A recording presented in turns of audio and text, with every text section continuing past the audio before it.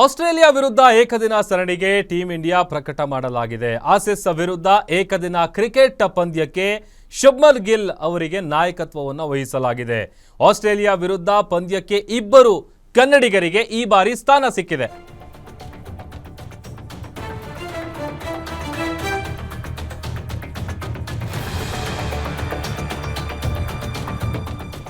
October November ತಿಂಗಳಲ್ಲಿ ನಡೆಯಲಿರುವಂತಹ Australia ವಿರುದ್ಧದ ಏಕದಿನ ಹಾಗೂ ಟಿ20 ಸರಣಿಗೆ ಟೀಂ ಇಂಡಿಯಾವನ್ನ ಆಯ್ಕೆ ಮಾಡಲಾಗಿದೆ. ಅಚ್ಚರಿ ಸಂಗತಿ ಅಂತ ಅಂದ್ರೆ ಏಕದಿನ ತಂಡದ ನಾಯಕತ್ವದಲ್ಲಿ ಬದಲಾವಣೆ ಮಾಡಲಾಗಿದೆ. ರೋಹಿತ್ ಶರ್ಮಾ ಬದಲಿಗೆ ಶುಭ್ಮನ್ ಗಿಲ್ಗೆ ನಾಯಕತ್ವದ ಪಟ್ಟವನ್ನು ವಹಿಸಲಾಗಿದೆ.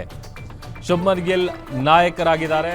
ಆಸ್ಟ್ರೇಲಿಯಾ ವಿರುದ್ಧ ಪಂದ್ಯಕ್ಕೆ ಇಬ್ಬರು ಕನ್ನಡಿಗರಿಗೆ ಬಾರಿ ಸ್ಥಾನ ಸಿಕ್ಕಿದೆ. KL ರಾಹುಲ್ ಆಮೇಲೆ ಪ್ರಸಿದ್ಧ ಕೃಷ್ಣಗೆ ತಂಡದಲ್ಲಿ ಸ್ಥಾನ ಸಿಕ್ಕಿದೆ.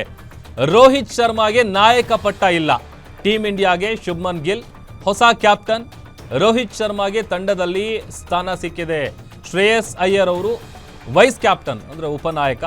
ತಂಡದಲ್ಲಿ ವಿರಾಟ್ ಕೊಹ್ಲಿ, KL ರಾಹುಲ್, ಧ್ರುವ್ ಜುರೇಲ್, ಯಶಸ್ವಿ ಜೈಸ್ವಾಲ್, ಅಕ್ಷರ್ ಪಟೇಲು, ನಿತೀಶ್ ಕುಮಾರ್ ರೆಡ್ಡಿ, ವಾಷಿಂಗ್ಟನ್ ಸುಂದರ್, ಹರ್ಷಿತ್ ರಾಣಾ, ಮೊಹಮ್ಮದ್ ಸಿರಾಜ್, ಹರ್ಷದೀಪ್ ಸಿಂಗ್, ಪ್ರಸಿದ್ಧ ಕೃಷ್ಣ, ಕುಲ್ದೀಪ್ ಯಾದವ್ ಈ ಬಾರಿ ಜಸ್ಪ್ರೀತ್ ಬೂಮ್ರಾ, ಹಾರ್ದಿಕ್ ಪಾಂಡ್ಯಾಗೆ ರೆಸ್ಟ್ ಅನ್ನು ಕೊಡಲಾಗಿದೆ. ಆಮೇಲೆ ಮತ್ತೊಂದು ಕಡೆ ರಿಷಬ್ ಪಂತ್ ಕೂಡ ಗಾಯಗೊಂಡಿದ್ದಾರೆ. ಹೀಗಾಗಿ ಅವರನ್ನು ತಂಡದಿಂದ ಆಚೆ ಇಡಲಾಗಿದೆ. ಅಂದರೆ ಅವರನ್ನು ಗೇಮ್ ಆಡೋದಕ್ಕೆ ಅವ್ರಿಗೆ ಕಾರಣ ಏನಂತಂದರೆ ಹಾರ್ದಿಕ್ ಪಾಂಡ್ಯ ಮತ್ತು ರಿಷಬ್ ಪಂತ್ ಗಾಯ ಆಗಿರುವಂಥ ಹಿನ್ನೆಲೆಯಲ್ಲಿ ತಂಡದಿಂದ ಅವರನ್ನು ಔಟ್ ಮಾಡಲಾಗಿದೆ. ವೆಸ್ಟ್ ಇಂಡೀಸ್ ವಿರುದ್ಧ ಮೊದಲನೇ ಟೆಸ್ಟ್ ಪಂದ್ಯ ಮುಗಿದ ಬೆನ್ನಲ್ಲೇ BCCI ಮುಂಬರುವಂತಹ ಆಸ್ಟ್ರೇಲಿಯಾ ಪ್ರವಾಸಕ್ಕೆ ಟೀಂ ಇಂಡಿಯಾವನ್ನು ಪ್ರಕಟಿಸಿದೆ. ಪ್ರಸ್ತುತ ವಿಂಡೀಸ್ ವಿರುದ್ಧ 2 ಪಂದ್ಯಗಳ ಟೆಸ್ಟ್ ಸರಣಿಯಲ್ಲಿ ನಿರತವಾಗಿರುವಂಥ ಟೀಂ ಇಂಡಿಯಾ ಈ ಸರಣಿ ಮುಗಿದ ಬಳಿಕ 3 ಪಂದ್ಯಗಳ ಏಕದಿನ ಸರಣಿ ಹಾಗೂ 5 ಪಂದ್ಯಗಳ T20 ಸರಣಿಗಾಗಿ ಆಸ್ಟ್ರೇಲಿಯಾಕ್ಕೆ ಪ್ರಯಾಣವನ್ನು ಬೆಳೆಸಲಿದೆ. ಆಮೇಲೆ ಈ ಬಾರಿ ಈಗ ಪ್ರಕಟಗೊಂಡಿರುವಂತಹ ಲಿಸ್ಟ್ ಏನಿದೆ ಅದನ್ನು ಕೂಡ ನಾವು ನಿಮಗೆ ತೋರಿಸ್ತಾ ಇದ್ದೀವಿ.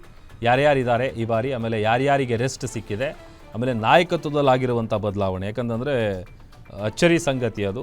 ಈ ಬಾರಿ ರೋಹಿತ್ ಶರ್ಮಾ ಬದಲಿಗೆ ಶುಭ್ಮನ್ ಗಿಲ್ ಅವರನ್ನು ಕ್ಯಾಪ್ಟನ್ ಮಾಡಲಾಗಿದೆ.